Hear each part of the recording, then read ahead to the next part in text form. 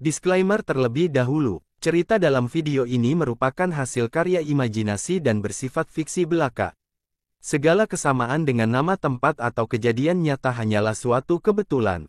Kami tidak bermaksud menyinggung pihak manapun melalui cerita ini. Cerita ini hanya bersifat hiburan dan bukan ajakan untuk meniru tindakan apapun yang digambarkan dalam video. Penonton diharapkan dapat membedakan dengan bijak antara realitas dan fiksi. Halo Sobat Pencerita, kali Mimin akan melanjutkan cerita yang berjudul Pemuda yang Menguasai Pertanian di Hari Kiamat dengan sistemnya. Jika ingin nonton duluan dipersilakan langganan, buat yang belum nonton part sebelumnya, langsung saja cek di playlistnya ya. Kalau kalian ada uang lebih bolehlah beliin Mimin kopi, linknya di deskripsi. Terima kasih yang telah support Mimin sejauh ini. Baik, tak usah banyak basa-basi, langsung saja kita masuk ke ceritanya. Melanjutkan di cerita sebelumnya, mereka lalu berkumpul di ruang tamu, karena sirkuit listrik belum dipulihkan karena gelombang kejut sebelumnya. Mereka menggunakan robot center. Bai Jingyan sedikit terkejut melihatnya.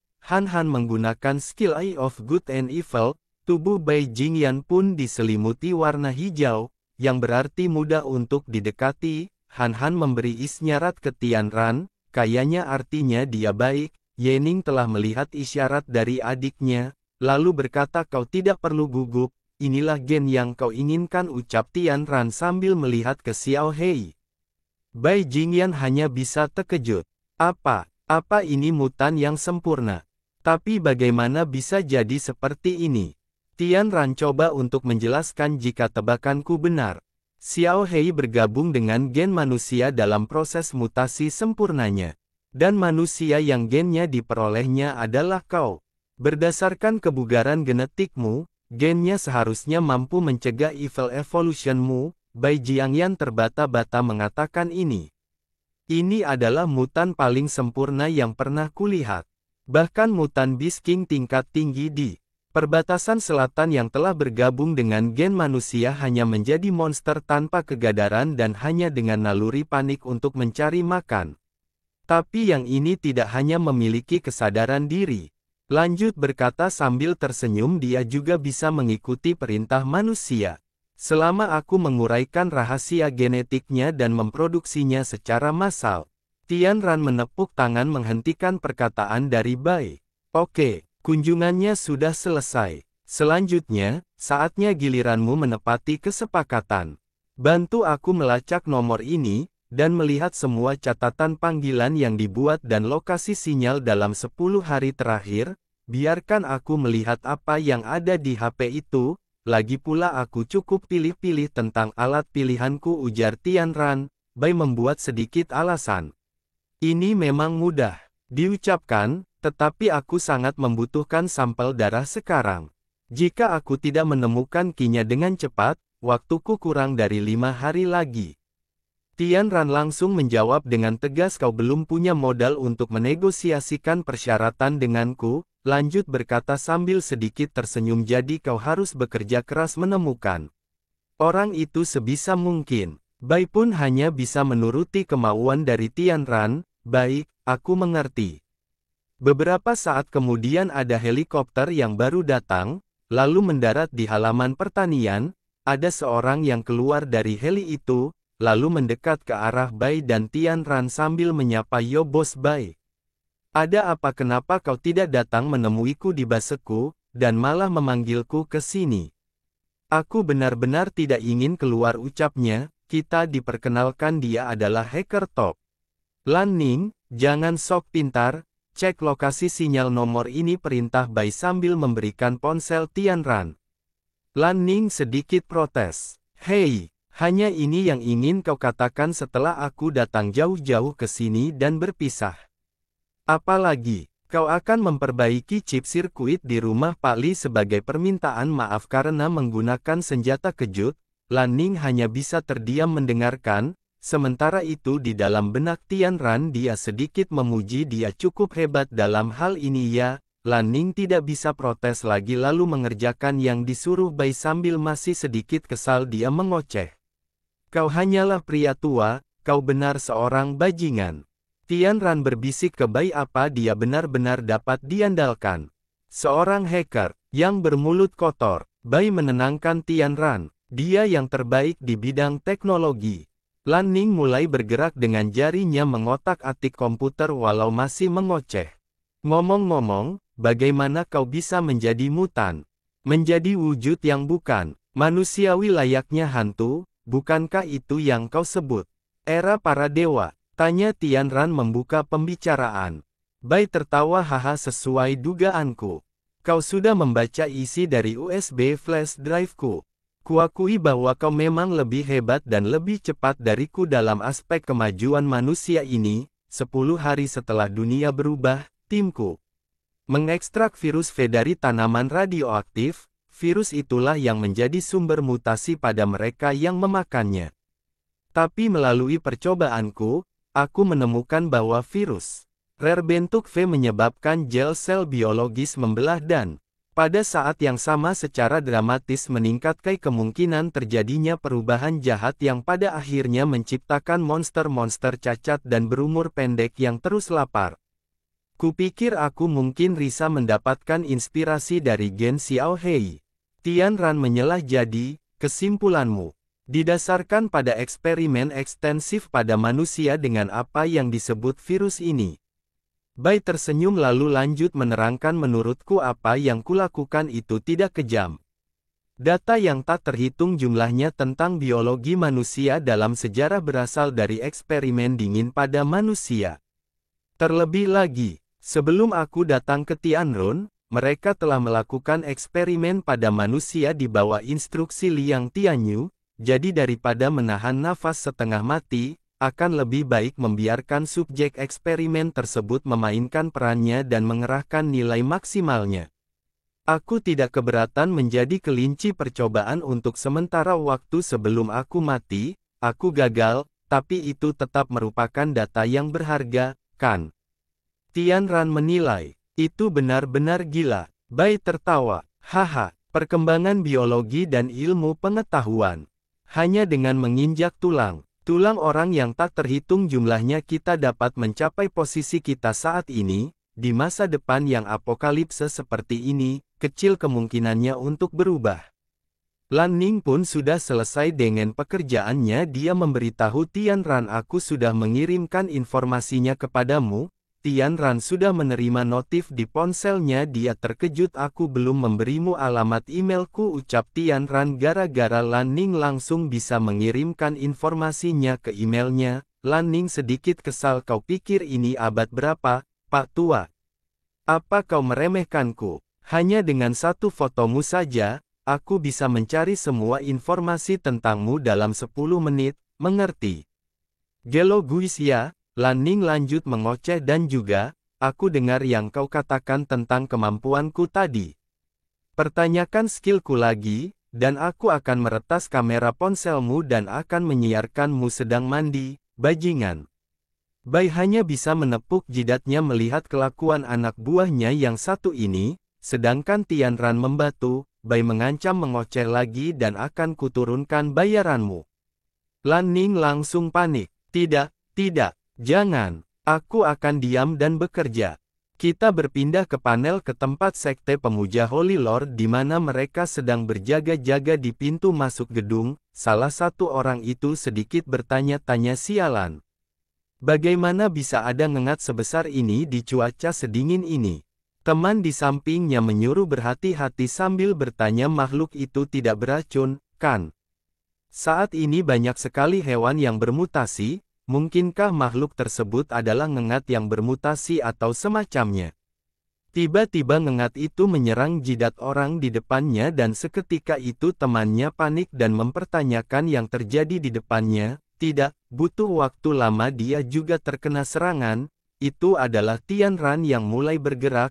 Kita berpindah ke dalam gedung di mana mereka sedang menjalankan ritual sesatnya. Mereka semua berucap serempak, Holy Lord. Terima kasih telah mengabulkan keinginan kami, atas kekuatan dan cintamu, berikan kami buah harapan untuk bereinkarnasi ke dalam tubuh yang abadi. Oke, di sini kayaknya buah itu yang warna merah di kotak itu berjumlah 2 biji, upacara reinkarnasi sedang berlangsung sekarang. Atas nama Tuan kami, Serket, Lord pun memberikan kedua buah itu kepada dua orang yang terpilih.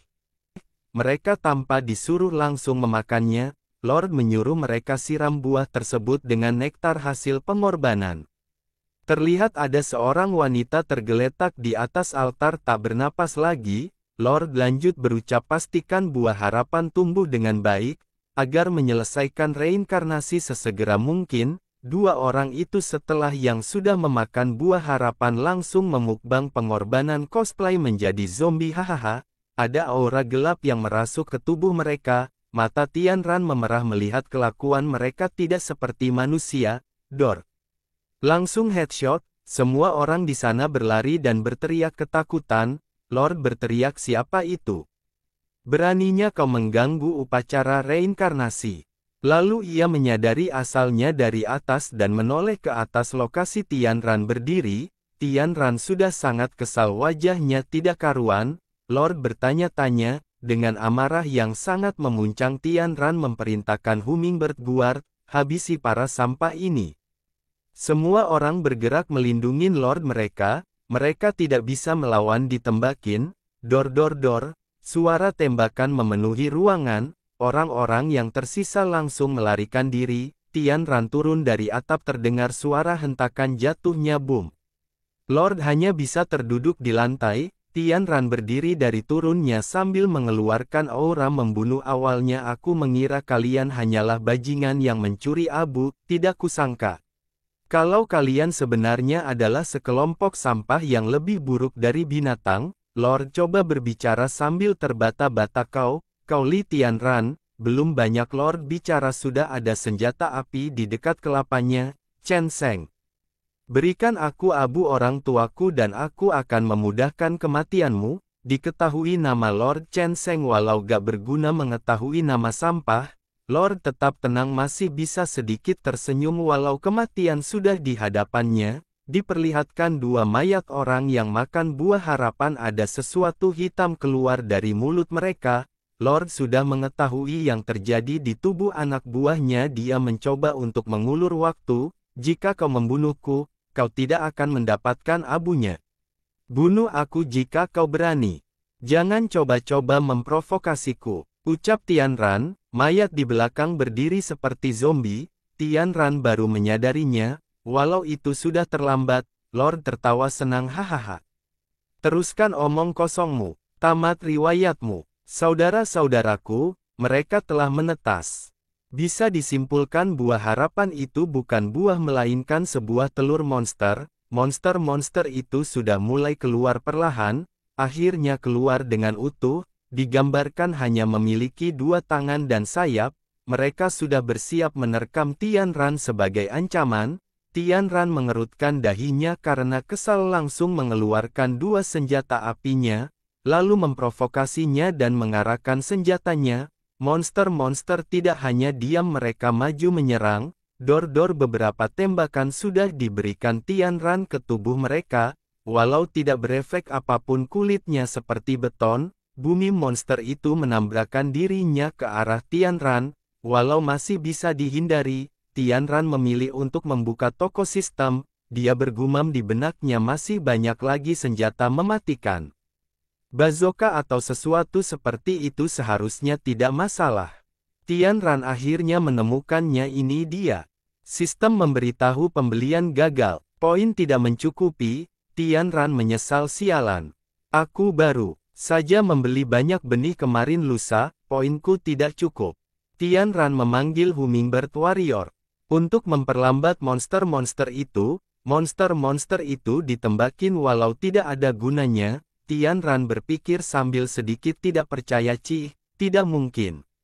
Bahkan daya tembak para Hummingbird Warriors tidak mampu menembus kulit keras mereka. Kupikir mereka hanya sekte biasa yang memanfaatkan apokalipse untuk menghasilkan uang dan melakukan kejahatan, tetapi tidak kusangka mereka memiliki monster aneh di balik lengan mereka. Seharusnya aku tahu lebih cepat, akan kukerahkan beberapa warrior tempur besar. Tianran sembunyi sejenak. Aku dalam situasi sulit saat ini, tidak ada lagi jagung albino. Senjata biasa tidak bisa membunuh monster ini. Mari kita ledakkan bola ke mata mereka dan mengulur waktu. Tidak membutuhkan waktu yang lama, monster itu sudah menemukan lokasi Tianran, lalu menggunakan ekornya untuk menyerang, mengakibatkan persembunyian Tianran hancur. Walau Tianran masih bisa selamat, tiba-tiba sudah ada serangan kedua yang melayang mengenai telak tubuh Tianran. Boom membuat tubuhnya menghantam dinding gedung dengan keras. Efek serangan itu sampai terlihat dari luar. Kita dipindahkan panel ke arah Yuan Wen yang sedang menerima panggilan. Halo, kantor polisi militer sisi selatan di sini. Ternyata seorang wanita tua yang memanggil polisi. Dia menjelaskan, astaga, petugas, akhirnya Anda menjawab. Ada ledakan di dekat rumah saya, juga banyak suara bising dan suara-suara aneh. Sepertinya mutan bis menyebabkan kerusakan di sana. Petugas, kumohon datang dan lihat. Aku seorang wanita tua dengan seorang anak yang sangat ketakutan. Terlihat ada banyak asap di kejauhan. Yuan Wen sedikit terkejut lalu berkata, kami segera ke sana Bu, tolong beritahu aku lokasi ledakannya. Yuan Wen memberitahukan ke rekan-rekannya, ayo, panggil kru pembersih dan ikuti aku. Mungkin ada monster mutan level 2 atau 3 di pinggiran kota. Akan ku beritahu mereka, benarkah ada mutan bis di kota setingkat ini? Aku sangat menantikan, mari kita lihat apakah kita bisa menangkap satu hidup-hidup dan meminta hadiah kepada pemimpin. Yuan Wen dan regunya mulai bergerak ke lokasi sambil Yuan menasehati rekannya jika itu mutan bis level 3. Jangan anggap enteng. Kita kembali lagi ke arah Tianran, dia tak berdaya melawan monster-monster itu. Tianran bergumam kesal, padahal aku menembak seluruh bola mata mereka, itu hanya memperlambat mereka. Tulang rusukku juga patah. Lalu dia mengeluarkan tomat kelas Ancient 1 biji, monster itu sudah dekat. Lord pun berteriak dengan girang, kau akan mati dan kamu masih mempunyai keinginan untuk melawan. Jangan pikir kau bisa melawanku ketika kau terluka parah. Kau akan menjadi camilan kecil yang enak untuk saudara-saudaraku. Yang tidak diketahui Lord Tomat yang diambil Tianran bisa menyembuhkan tubuhnya. Monster itu pun menyerang kembali, dan boom. Monster itu menghantamkan kepalanya ke tubuh Yening dan menebus ke ruang sebelah. Lord bertanya apakah dia telah kalah.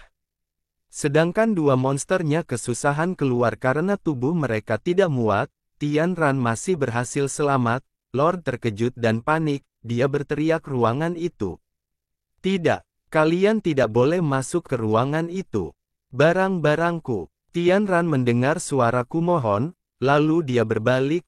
Wow, terlihat banyak wanita yang dirantai seperti budak, sedangkan di luar Lord berteriak, kalian berdua, jangan ke sana.